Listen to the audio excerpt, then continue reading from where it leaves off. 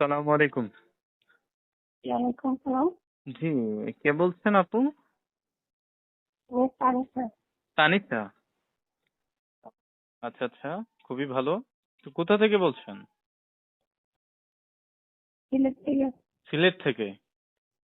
হুম, আচ্ছা আচ্ছা, এই প্রতিবেদনে আসার আসলে উদ্দেশ্য কি আপনার? কিসের জন্য এসেছেন?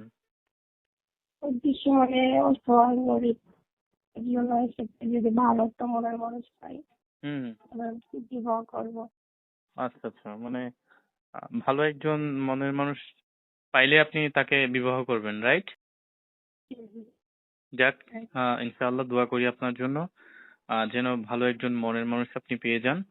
আর এই প্রতিবেদনে আসার উদ্দেশ্য এটাই আপনার, রাইট? জি জি। আপনার বয়স কত আপু? উনিশ। জি। উনিশ। 19 বছর না? পড়াশোনা কি করেছেন না করেন নাই?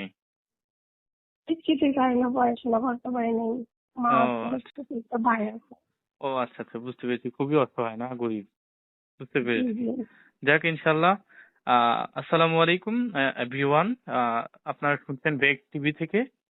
আর আপনারা শুনছেন তানিশাকে, সিলেট থেকে। তানিশা, যদি তানিশাকে বিবাহ করার কারো ইচ্ছা থাকে, তাহলে তার সাথে সরাসরি কথা বলে, আহ বিনয়ের সাথে কথা বলে তার সাথে বিভিন্ন ধরনের প্রশ্ন করতে পারেন এবং তার সাথে কথা বলতে পারেন। আর সরাসরি এই চ্যানেলটিকে সাবস্ক্রাইব করে দিবেন, লাইক কমেন্ট শেয়ার করে দিবেন।